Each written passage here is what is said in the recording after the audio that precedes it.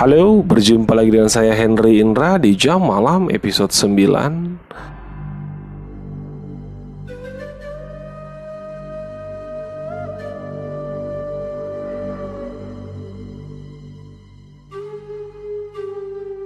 Di Jam Malam pada malam hari ini saya ingin menceritakan tentang sebuah cerita yang menarik, tentang sebuah rumah yang di-blur oleh Google.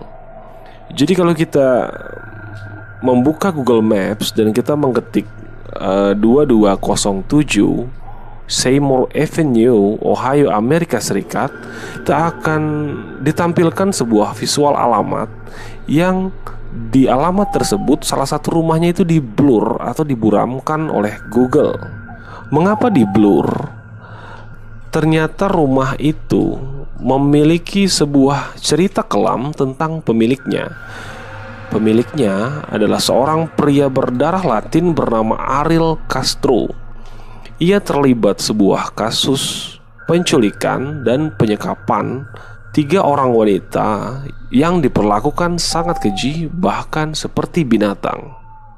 Pertama-tama mari kita bahas dulu siapa Ariel Castro.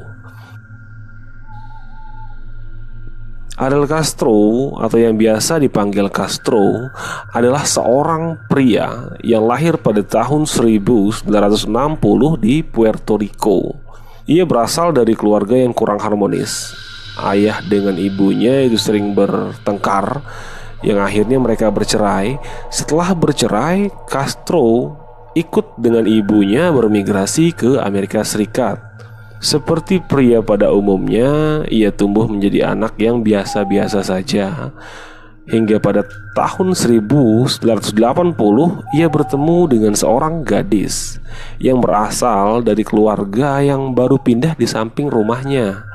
Mereka menjalin hubungan hingga akhirnya menikah.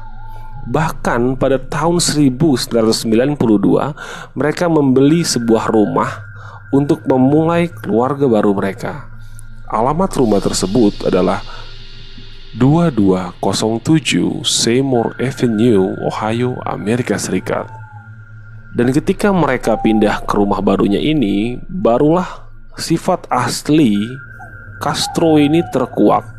Ternyata ia bukan pria baik-baik dan sempurna seperti harapan istrinya. Castro adalah seorang pria yang suka memukul dan menyiksa istrinya sendiri. Tercatat istrinya pernah disiksa hingga mengalami patah hidung, patah tulang rusuk, hingga patah di lengan. Bahkan yang paling parah, Castro pernah melempar istrinya ke arah tangga hingga kepalanya terbentur dan tengkorak di kepalanya ini retak, dan terjadi pembengkakan di pembuluh darah kepala istrinya. Setelah rentetan kekerasan yang dilakukan oleh Castro, akhirnya pada tahun 1996, istrinya berhasil menggugat cerai Castro hingga akhirnya mereka bercerai. Dan 4 orang anak mereka itu ikut dengan ibunya. Mereka berhasil lolos dari ayahnya yang teramat kejam. Sayangnya, pada tahun 2012, mantan istri Ariel Castro ini dikabarkan meninggal karena cedera di kepalanya akibat dari perlakuan mantan suaminya. Ternyata bukan di dalam rumah saja, kelakuan Castro ini juga meresahkan rekan-rekan kerjanya. Jadi Castro ini bekerja sebagai seorang supir bus sekolah di salah satu sekolah. Jadi ia ini sering ugal-ugalan membawa mobil, dan ia sering juga membawa bus untuk keperluan pribadi tanpa izin. Bahkan ia nyaris menculik anak-anak yang ia bawa di dalam bis tersebut dengan keluar dari rute yang telah ditentukan. Namun tidak hanya tentang perilaku-perilaku tidak bertanggung jawabnya, ternyata Castro memulai sebuah kasus penculikan keji. 3 orang wanita ia culik dalam kurun waktu 2 tahun saja. Jadi dari tahun 2002 sampai 2004, ia menculik 3 orang gadis di waktu yang berbeda-beda. Jadi dia menculik satu persatu gadis ini. Kasus ini dimulai dengan penculikan seorang wanita pada tahun 2002 bernama Michelle Knight. Michelle adalah seorang ibu muda berusia 21 tahun. Ia sedang dalam proses penceraian, dan ketika diculik, ia sedang dalam perjalanan menuju ke pengadilan. Ia sedang mengurus tentang hak asuh putra sematawayangnya bernama Joy. Jadi karena statusnya adalah seorang yang sedang berurusan di pengadilan untuk hak asuh, maka polisi tidak pernah menganggap serius tentang hilangnya Michelle ini. Polisi menganggap bahwa wanita ini sengaja kabur atau lari karena tidak ingin mengurus tentang hak asuh anaknya. Berselang 8 bulan dari diculiknya Michelle Knight, Castro melancarkan aksinya yang kedua. Kali ini ia menculik seorang wanita bernama Amanda Berry.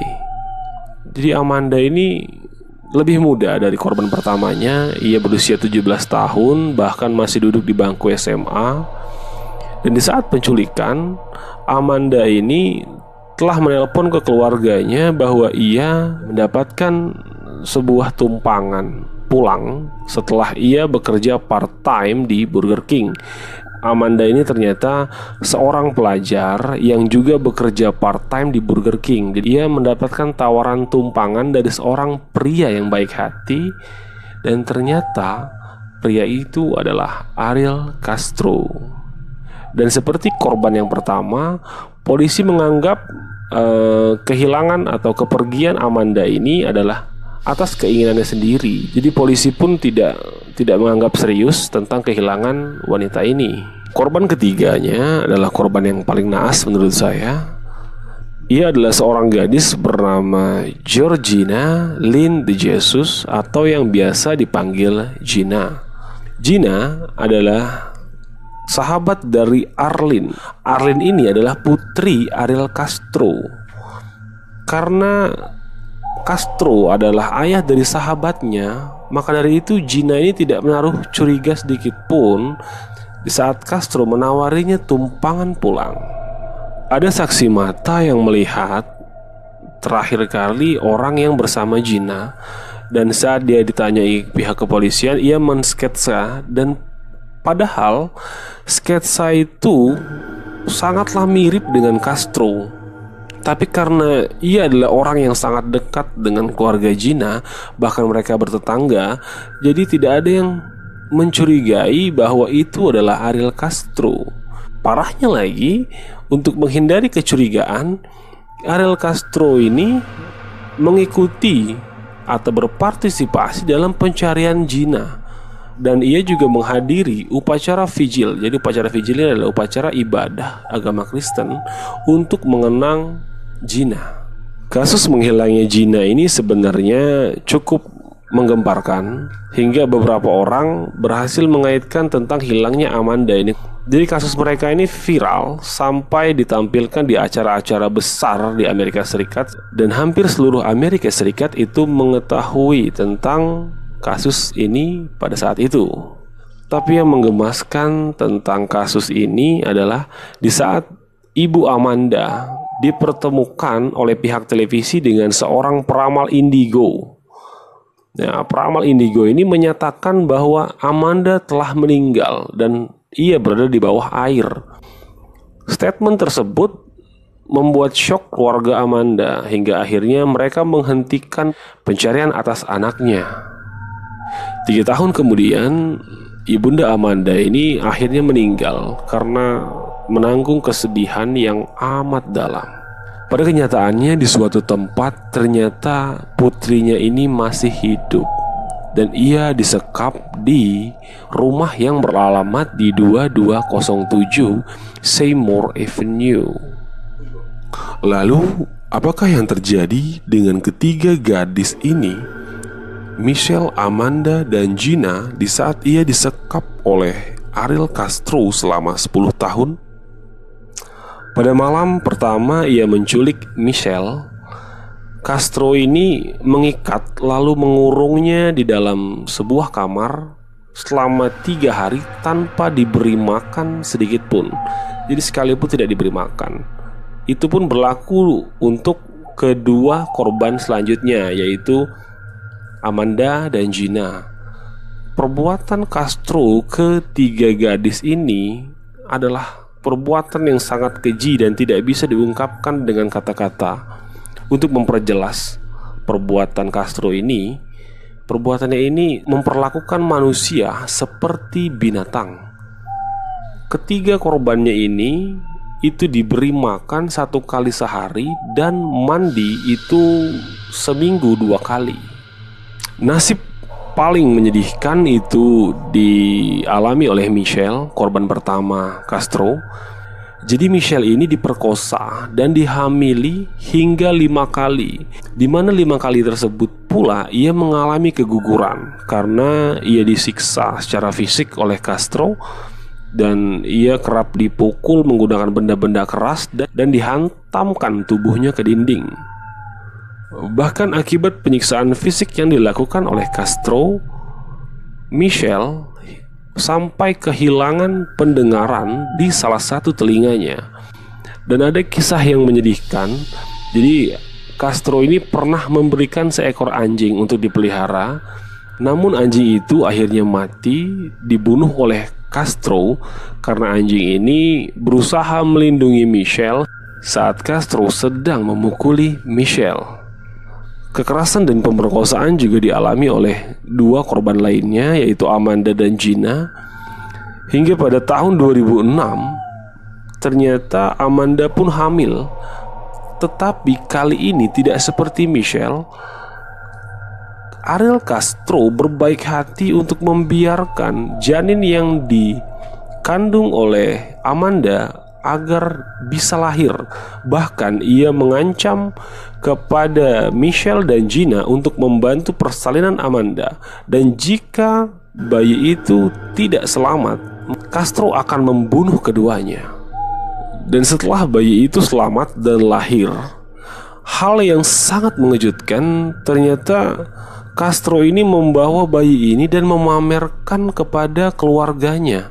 Ketika keluarganya bertanya siapa ibu dari bayi ini, ia bilang bahwa ini adalah bayi dari pacar barunya. Sangat gila, bukan? Akan tetapi pada 6 Mei 2013, neraka bagi ketiga wanita ini berakhir. 10 tahun sejak penculikan Castro yang pertama, Amanda, korban kedua Ariel Castro, melihat sebuah celah untuknya melarikan diri.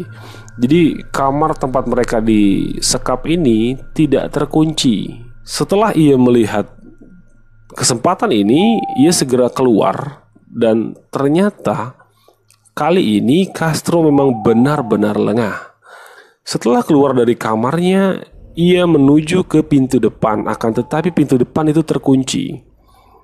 Amanda melihat ke depan dan ia mendobrak-dobrak pintu dan ia meminta bantuan kepada semua orang yang lewat. Hingga akhirnya ada pria tetangga dari Castro bernama Charles melihat Amanda yang sedang berteriak-teriak di dalam rumah tersebut. Charles bersama dengan tetangga-tetangga lain akhirnya mendobrak pintu itu. Dan setelah didobrak, Charles dan tetangga Castro ini sangat terkejut ketika melihat Amanda sedang merangkak keluar, diikuti dengan putrinya yang masih berusia 6 tahun. Setelah keluarnya Amanda, mereka akhirnya menelpon pihak kepolisian untuk datang melihat kondisi di rumah itu. Disinilah akhirnya kiprah Ariel Castro sebagai seorang psikopat gila akhirnya tamat. Polisi segera menyerbu kediaman Ariel Castro di 2207 Seymour Avenue itu. Dan di saat pihak kepolisian datang, keluarlah Michelle yang memeluk pihak kepolisian sembari menangis. Lalu tak lama kemudian keluarlah juga Gina. Jadi totalnya ada 3 wanita dan 1 orang anak yang disekap oleh Ariel Castro. Beruntungnya Gina, Amanda dan putrinya tidak mengalami luka fisik yang terlalu parah. Jadi ia bisa langsung dibawa untuk menemui keluarganya setelah diproses oleh pihak kepolisian sebagai saksi. Tapi yang paling parah adalah yang terjadi kepada Michelle, karena hampir dari separuh wajahnya rusak dan harus dilakukan operasi plastik untuk merekonstruksi ulang wajah Michelle akibat luka-luka yang ia terima dari Ariel Castro selama 10 tahun. Tak butuh waktu lama untuk polisi bisa menangkap Ariel Castro dan menjebloskannya ke jeruji besi. Tak tanggung-tanggung, uang jaminan yang harus dibayarkan oleh Castro untuk ia bisa bebas bersyarat adalah $2 juta per jiwa. Jadi itu ada 4 jiwa, jadi $8 juta atau 100 miliar lebih agar Castro ini bisa untuk bebas bersyarat. Pihak penuntut mendakwa Ariel Castro dengan tuntutan yang sangat-sangat banyak, yaitu 977 tindakan kejahatan yang dilanggar oleh Ariel Castro, termasuk diantaranya penculikan, penyiksaan, pelecehan seksual, dan pembunuhan atas janin-janin secara paksa. Putusan hukumannya pun tak kalah gila. Tidak hanya ia dijatuhi hukuman seumur hidup, ternyata ia mendapatkan tambahan hukuman 1000 tahun penjara. Yang membuat warga Amerika Serikat geram dengan Ariel Castro ini. Jadi selama proses pengadilan, ia masih ngotot bahwa dirinya tidak bersalah, dan ia menyalahkan gadis-gadis itu yang mau memasuki mobilnya. Jadi memasuki mobil yang ditawarkan oleh orang asing seperti dirinya, hingga akhirnya mereka diculik. Dan ia menyatakan bahwa korban-korban yang ia perkosa itu tidak lagi perawan saat ia menyentuhnya. Dan jika ditanya apa alasan Castro ini menculik dan melecehkan gadis-gadis tersebut, ia beralasan bahwa ia adalah seorang pecandu seks, dan ia menyalahkan pornografi atas tindakan-tindakan tidak manusiawinya. Lalu, bagaimanakah nasib para korban-korbannya? Publik sangat bersimpati dengan nasib naas yang diterima oleh ketiga wanita ini, hingga akhirnya publik menggalang dana hingga mencapai $1 juta untuk mereka agar mereka bisa memulai hidup baru. Michelle setelah penculikan itu, ia mendapatkan trauma yang sangat besar hingga ia mengubah namanya menjadi Lily. Ia berharap bisa bertemu dengan putranya karena semenjak penculikan itu terjadi, putranya diadopsi oleh keluarga lain. Pada tahun 2016, Michelle akhirnya menikah dengan seorang pria yang memperlakukannya dengan sangat baik. Tragisnya, setelah penculikan itu, Michelle tidak bisa lagi mengandung karena rahimnya telah rusak akibat siksaan-siksaan yang telah ia dapatkan. Bagaimana dengan Amanda dan Gina? Mereka diculik sebelum mereka bisa menyelesaikan pendidikannya. Jadi mereka mendapatkan gelar diploma di sekolahnya masing-masing dan mendapat gelar kehormatan dari sekolah mereka. Gina menjadi relawan Amber Alert dan mengabdikan hidupnya untuk menemukan anak-anak yang diculik. Amanda tak jauh beda dari Gina. Ia menjadi seorang staf kantor di berita Fox, di mana ia melaporkan seluruh kejadian-kejadian penculikan yang terjadi. Amanda dan Gina berharap mereka bisa membantu korban-korban yang bernasib sama dengan dirinya. Dan apa yang terjadi dengan Ariel Castro? Akhir kisah hidup Ariel Castro itu sangat tragis. Ia ditemukan pada September 2013 telah tergantung menggunakan spray di sel tempat ia ditahan. Jadi pihak forensik pun telah mengkonfirmasi bahwa Ariel Castro telah meninggal bunuh diri. Bagaimana pendapat Anda? Jika Anda mempunyai pendapat lain tentang kasus yang terjadi ini, kalian bisa tinggalkan pendapat Anda di kolom komentar di bawah ini. Jangan lupa like, comment, subscribe, dan share video ini kepada teman-teman kalian agar teman-teman kalian bisa hadir di malam-malam selanjutnya. Sekian dan terima kasih.